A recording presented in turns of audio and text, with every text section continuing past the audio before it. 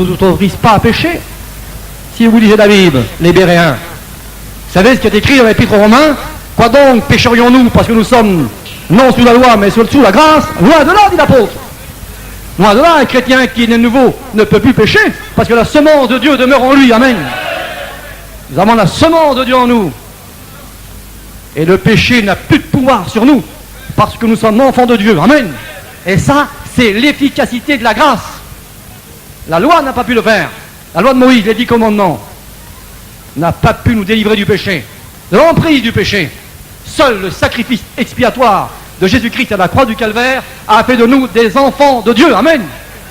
Lesquels sont nés, dit l'apôtre Jean, non du sang, ni de la volonté de l'homme, mais de Dieu. Amen. Alors attention de ne pas changer la grâce de Dieu en dissolution. Il y en a qui le font. Mais nous sommes ce soir entre chrétiens, entre frères et sœurs, et nous voulons serrer cette parole sur nos cœurs. Amen. Écoutez ce que dit Jude. Voici les paroles de Jude. Il s'est glissé parmi vous certains hommes dont la condamnation est écrite depuis longtemps. Des impies qui changent la grâce en dérèglement et qui renient notre seul maître et Seigneur Jésus-Christ. Et il y en a des hommes comme ça. Une nouvelle tendance encore. Écoutez. Une nouvelle tendance du mouvement d'esprit. Combien d'erreurs dans ce monde.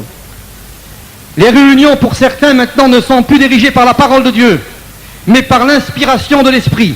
De ce fait, tout le monde chrétien peut prendre la parole et prêcher dans l'assemblée, homme ou femme. C'est une nouvelle doctrine qui arrive. N'importe qui peut prêcher. N'importe qui peut prendre la parole. Même les femmes peuvent prêcher pour certains. Même ceux qui n'ont pas été appelés au ministère, hommes ou femmes, peuvent prêcher dans les assemblées. Chacun peut faire ce qu'il veut, sans être contrôlé par la Bible. Et les pasteurs qui ont reçu la charge de diriger l'Église. Je fais une petite remarque ici. Ce n'est pas les chrétiens qui ont reçu le droit de diriger l'Église, mais les hommes qui ont reçu le ministère de prêcher les doctrines de la Bible. Éphésiens 4:11. Dites amen, frères et sœurs. Il est très important de dire, petite note importante, il est très important de dire que ce n'est pas nous qui contrôlent la Bible, mais c'est elle qui nous contrôle. Amen. Amen. Gloire au Seigneur. Ça fait normal, ça, hein? Je continue. Pas fini. Et il y a des notes très importantes à savoir. Il est à noter que nous sommes tenus, en tant que prédicateurs, serviteurs de Dieu et chrétiens, et aussi dans l'obligation de traduire, d'expliquer, d'enseigner exactement et avec précision les versets sacrés des Écritures. Le motif est très important. C'est afin que l'Église ne soit pas introduite dans l'erreur et dans des spéculations et théories humaines. Attention aux spéculations et aux théories humaines.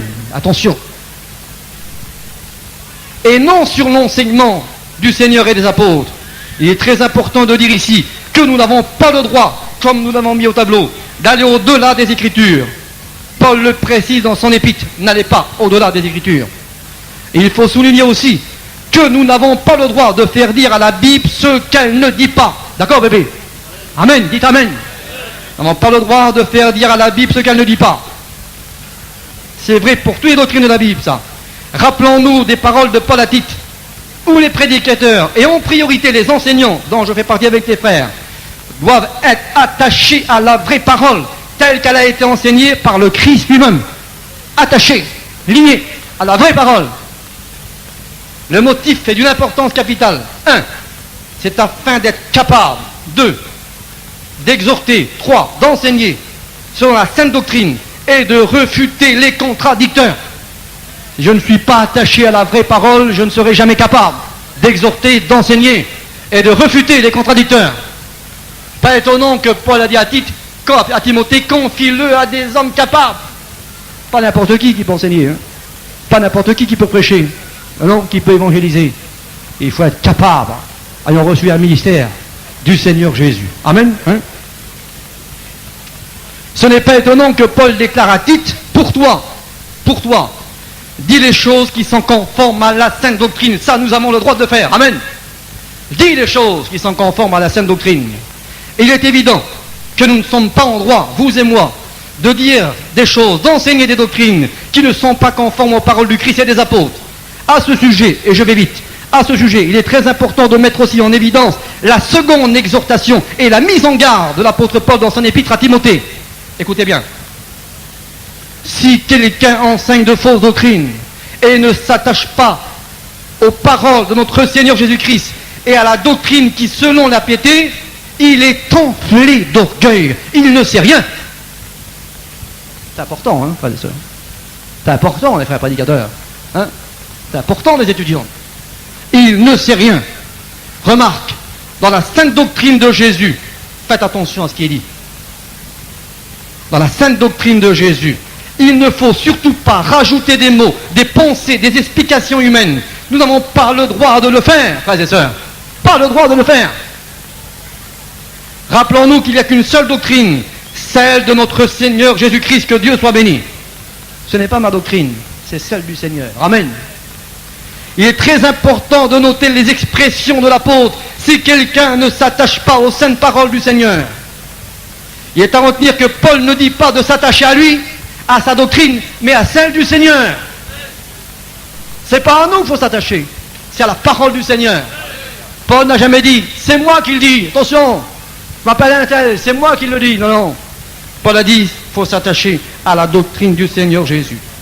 On comprend très bien la raison, car ce n'est pas Paul qui a institué les doctrines du Nouveau Testament. Il est bien évident que Paul n'a pas inventé les doctrines, ni les autres apôtres d'ailleurs. Aucun apôtre n'a prescrit une autre doctrine que celle de Jésus. Amen. Amen. Dites Amen, les frères. Je dis béni soit Dieu pour Paul et tous les autres apôtres qui ont contribué à écrire le Nouveau Testament. Ils ont respecté à la lettre, mot pour mot, toutes les doctrines de Jésus. Amen. Il est à noter que ces hommes de Dieu ont été choisis pour traduire les doctrines de Jésus. Ils n'ont fait que répéter tout ce que Jésus avait enseigné d'avance. J'aimerais vous dire que ça va bientôt finir, et nous finirons sur une note avec les vaches folles. Alors, si vous voulez rester, eh bien restez, vous écouterez ce qui va être dit sur les vaches folles, s'il vous plaît. Voilà, je continue. Il est à noter que ces hommes de Dieu ont été choisis pour traduire les doctrines du Nouveau Testament. Ils n'ont fait que répéter tout ce que Jésus avait enseigné d'avance. Preuve. Écoutez, ce n'est pas fini, s'il vous plaît. Hein. Voici, dit Jésus, je vous ai tout annoncé d'avance. Est-ce que c'est vrai, ça, frères et sœurs? C'est vrai, bien sûr que c'est vrai. C'est écrit, c'est Jésus qui l'a dit, il ne peut pas se tromper, Jésus. Je vous ai tout annoncé d'avance. Deuxième preuve. Allez, faites de toutes les nations des disciples, des chrétiens. Les baptisons au nom du Père, du Fils et du Saint-Esprit, et enseignez-leur tout ce que je vous ai prescrit. Et donc à noter une fois de plus que le terme disciple englobe tous ceux qui font partie de l'Église. Et Jésus a dit à leur sujet, à votre sujet, enseignez-leur à observer tout ce que je vous ai prescrit. La question se pose, avaient-ils besoin, les apôtres, de révélations particulières en dehors de l'enseignement des doctrines de Jésus pour annoncer d'autres choses que celles de Jésus? Non, il n'y a pas besoin. En conclusion de cette introduction, concernant notre fidélité, notre attachement aux paroles du Christ et des apôtres, doit être exempt, je vais me prononcer plus fort, doit être exempt de toute interprétation particulière. Il ne faut pas prendre nos pensées pour les pensées de Dieu, hein, nos voix pour les voix de Dieu, nos choses pour les choses de Dieu. On peut se tromper, là, attention. Hein. Alors je me répète, notre attachement aux paroles du Christ et des apôtres doit être exempt de toute interprétation particulière. Preuve biblique. 1 Pierre 1:20. Sachez tout d'abord, dit l'apôtre Pierre, vous-même, qu'aucune prophétie de l'Écriture ne peut être l'objet d'une interprétation particulière. Verset 21. Car ce n'est pas par une volonté d'homme qu'une prophétie n'a jamais été apportée, mais c'est poussé par l'esprit que des hommes ont écrit de la part de Dieu. Dites Amen, frères et sœurs. Il est à retenir qu'il est question ici des écrivains sacrés, ceux qui ont été choisis par Dieu pour écrire la parole du Seigneur. Il est très important de souligner que la prophétie, qui est la Bible, doit être obligatoirement prioritaire en toutes choses. Autrement dit, mon message, vos messages, vos enseignements, mes enseignements doivent être conformes aux paroles de l'Écriture. Amen. C'est normal, les frères. Normal, bébé, d'accord, hein? Il est à noter que ce n'est pas nous qui avons été choisis pour écrire les Écritures. Il faut le souligner. Et il est évident que nous avons été appelés pour la prêcher et l'enseigner, mais dans la mesure dont elles ont été écrites. Je rappelle ici les paroles de Paul à Timothée. En exposant ces choses aux frères, ça c'est l'essence unique. Ce n'est plus les sens interdits là, ce sont les sens uniques. Amen. En exposant ces choses aux frères, tu seras un bon ministre de Jésus, nourri des paroles de la foi, et écoutez les phrases de l'apôtre, et de la bonne doctrine que tu as exactement suivie de près. Il ne faut pas la suivre de loin, hein. De près. Amen. De près, de très près. Autrement dit, si on ne suit pas de près la bonne doctrine du Seigneur, nous risquons d'en introduire de mauvaises dans l'Église. Très important. Remarque. Et écoutez la remarque. Très important. En tant que prédicateur, et je suis dedans, moi, dans la note, nous avons absolument pas le droit d'interpréter les versets bibliques qui affirment avec exactitude les vérités du Christ et des apôtres en les transformant par des idées ou des pensées humaines. Vous avez compris, là, les frères et sœurs, hein? Je vais me répéter parce que c'est tellement important, la note. Hein? En tant que prédicateur, nous n'avons absolument pas le droit d'interpréter les versets bibliques qui affirment avec exactitude les vérités du Christ et des apôtres en les transformant par des idées et des pensées humaines. Pas le droit de le faire. Dans ces conditions, nous risquons d'aller très loin en nous égarant loin de la vérité. Je crois de tout mon cœur, que Timothée 3,16 n'a pas été écrit en vain. Toute écriture est inspirée de Dieu, utile pour enseigner, pour convaincre, pour corriger et pour instruire dans la justice. Je crois de tout mon cœur que Timothée n'a pas été écrit en vain. Amen. Posons-nous la question. Pourquoi certains interprètent les Écritures à leur façon? D'autres encore n'admettent même plus certains versets sacrés de la parole de Dieu. Ils ne les admettent même plus. Attention, ça va loin. C'est normal, c'est les temps de la fin. Les temps de la fin. On va y venir. Remarque. Nous sommes tenus d'observer tout ce que notre Seigneur Jésus a prescrit. C'est pour cette raison majeure que nos messages, nos enseignements doivent être obligatoirement certifiés, conformes aux paroles du Christ et des apôtres. Certifiés, conformes aux paroles du Christ et des apôtres. Nos messages et nos enseignements. Amen. Notons que dans les doctrines du Nouveau Testament, il n'y a pas de peut-être ou de sous-entendu. La parole du Seigneur, c'est esprit et vie. Amen. Ah oui. Normalement, heureusement. Hein. Il est à noter que les doctrines sont des règles à suivre. Je rappelle ici l'exhortation à Timothée avant de partir pour la Macédoine. Écoutez bien, frères et sœurs. Paul engage Timothée à rester à Éphèse, afin de recommander à certaines personnes de ne pas enseigner d'autres doctrines et de ne pas s'attacher à des fables, à des généalogies sans fin, qui produisent des discussions plutôt qu'elles n'avancent l'œuvre de Dieu dans la foi. Notons l'importance de cette exhortation de l'apôtre Paul au verset 5. Le but de l'exhortation de Paul, c'est un amour venant d'un cœur sincère pur, d'une bonne conscience, d'une foi sincère. Il est à noter que lorsque nous sommes animés de l'amour de Dieu, lorsque l'amour du Seigneur est dans nos cœurs, notre conscience est bonne, notre foi est sincère et elle est droite. Amen. Dans ces conditions, nous ne pouvons pas faire autrement, comme Paul l'a fait, d'avertir, de recommander et d'interdire d'enseigner d'autres doctrines que celles du Seigneur. Le motif, pour ne pas s'attacher à des fables, mensongers, à des histoires inventées de toutes pièces et récits historiques. On arrive aux grandes vérités. Les experts, là, ils sont capables de le faire, ça. Les experts en la matière. Attention. Il est à retenir qu'une personne qui raconte des fables est souvent l'objet de propos railleurs. Attention, des fables, ça ne tient pas debout, ça, hein. N'a ni queue ni tête, excusez-moi d'expression. Il est très important de dire que nous vivons les temps de la fin, et je vais bientôt terminer. Comme le déclarent Jésus et les apôtres. Les prophéties du Christ touchent à leur fin.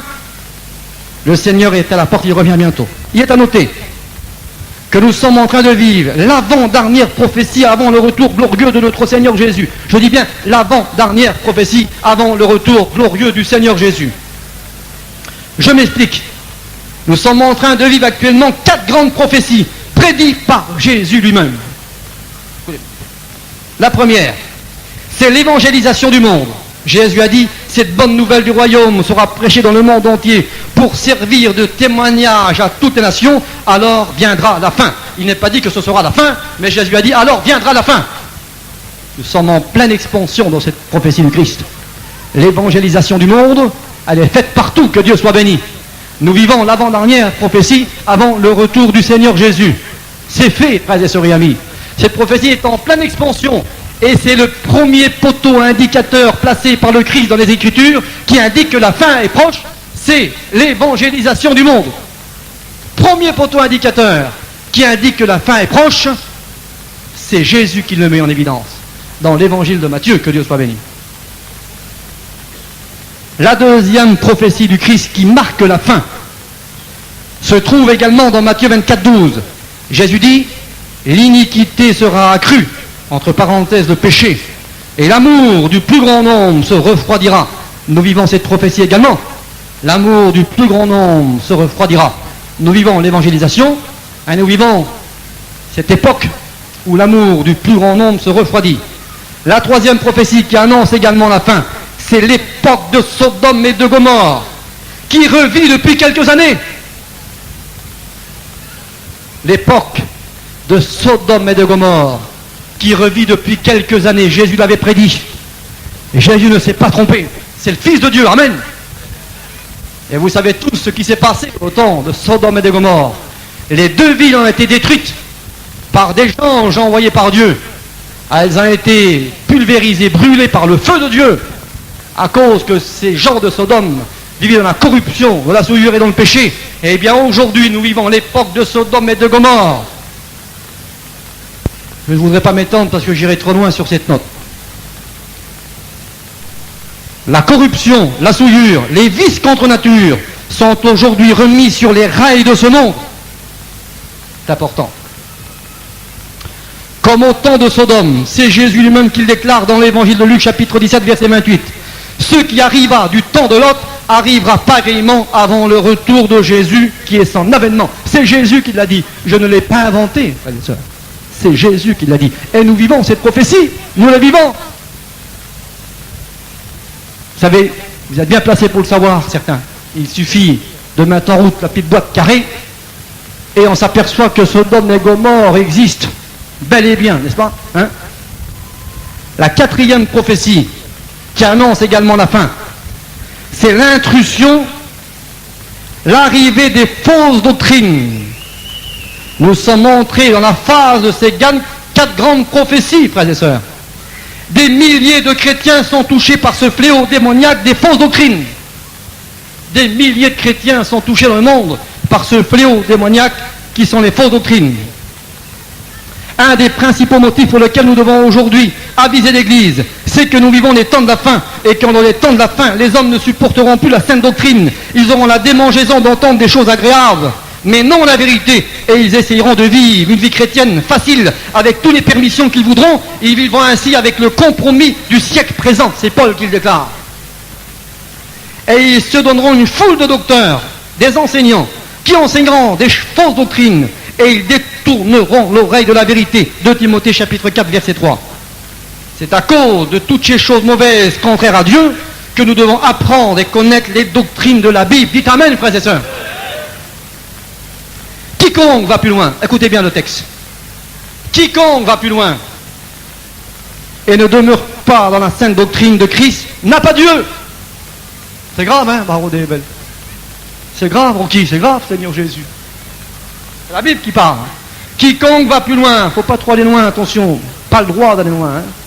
Quiconque va plus loin et ne demeure pas dans la sainte doctrine du Christ n'a pas Dieu, c'est fini. Il croit qu'il est dans la vérité, mais il se trompe. Ceux qui enseignent de fausses doctrines essayeront de les introduire à tout prix dans la véritable Église de Jésus-Christ pour la nuire, pour l'empêcher de grandir spirituellement, afin de l'arrêter définitivement. Jean a mis en garde l'Église et les prédicateurs, et il leur a dit, prenez garde à vous-même, afin que vous ne perdiez pas le fruit de vos travail, mais que vous receviez une pleine récompense. Quiconque va plus loin n'a pas Dieu. Celui qui a le Père a le Fils demeure dans ses doctrines, que Dieu soit béni. Écoutez ce que dit Paul. Si quelqu'un vient à vous et n'apporte pas cette doctrine dans votre maison, ne le recevez pas, que Dieu soit béni. L'auteur aux Hébreux nous dit ceci, ne vous laissez pas entraîner par des doctrines diverses et étrangères. C'est un avertissement, c'est écrit dans l'Épître aux Hébreux. Ne vous laissez pas entraîner par des doctrines diverses et étrangères. Le prédicateur qui a reçu l'un des 5 ministères que le Seigneur a établis doit se servir des Saintes Écritures pour que son Église ne soit plus emportée à tout vent de doctrine par la tromperie des hommes, par le ruse dans les moyens de séduction. Je dis que Dieu soit béni pour la vérité qui est écrite ici, car en prêchant la vérité dans l'amour, nous grandirons à tout égard. Amen. Vous savez, même pour les plus bas tombés de notre mission, même pour ceux qui se sont trompés, ça arrive, eh bien vous avez la possibilité de repartir de nouveau, frères et sœurs. Amen. Prenez la vérité, prenez l'amour, ça va de pair ensemble, vous ne pouvez pas les séparer. Et Dieu vous bénira. Amen. Ne vous contentez pas, il ne faut pas se contenter de dire on est dans la grâce, on vit la grâce, avec l'amour ça nous suffit. L'épée de l'esprit, c'est la vérité. Prenez-la aussi, amen. Et vous allez grandir. La doctrine des démons existe. Curieux ça quand même, hein. La doctrine des démons existe. C'est à nous, serviteurs de Dieu, de la repousser, de la combattre au nom de Jésus. Le prédicateur qui expose la vérité aux frères, comme nous l'avons souligné, sera un bon ministre de Jésus-Christ, nourri des paroles de la foi. Écoutez ce qui suit. Rappelons-nous que le canon des Écritures est achevé. Rappelons-nous que le canon des Écritures est achevé. La Bible déclare que l'on ne peut rien y ajouter, ni rien retrancher. Sinon, nous risquons notre salut. Pas possible. Un petit mot de la Bible, un petit verset, si je le retranche, je risque mon salut. C'est écrit là-bas. Si quelqu'un y ajoute quelque chose, si quelqu'un y retranche quelque chose, Dieu le frappera de fléaux décrits dans ce livre. Pas un petit méchant comme celui de la Bible, hein, frères et sœurs. Personne n'a le droit de toucher la parole de Dieu. Personne. Il y a un homme, il se nommait Voltaire, et en son temps, il a dit que plus tard, la Bible deviendrait un livre suranné, déchu, que la Bible aurait perdu son autorité. Mais Jésus avait raison, amen. La Bible demeure la parole de Dieu. Elle ne pourra pas disparaître, même pas un trait de lettre ne pourra disparaître. Le ciel passera, les cieux se dissoudront avec fracas, mais la parole de Dieu demeurera jusqu'à la fin, la parole du Seigneur. Que Dieu soit béni. Un livre qui a le droit d'être dans la Bible est dit canonique. Le canon, c'est l'ensemble des livres inspirés, des hommes qui ont été choisis par Dieu pour écrire les 66 livres qui constituent la Bible. C'est poussé par l'Esprit que des hommes ont écrit de la part de Dieu. De ce fait, la Bible est véritablement reçue comme étant l'infaillible parole de Dieu et reçue de Dieu. Amen. Il est à retenir que la Bible, ah que c'est beau ça, il est à retenir que la Bible est composée de 66 livres. Elle contient 3 millions de lettres, 1189 chapitres, 31 000 versets. J'en ai assez avec ça, moi. Amen. J'en ai suffisamment assez avec ça. On n'a même pas le temps à l'école biblique d'enseigner tout ce que la Bible dit. Vous savez, 4 mois, c'est rien du tout. Hein, mais enfin, on enseigne les bases, c'est déjà pas mal. Hein, les frères.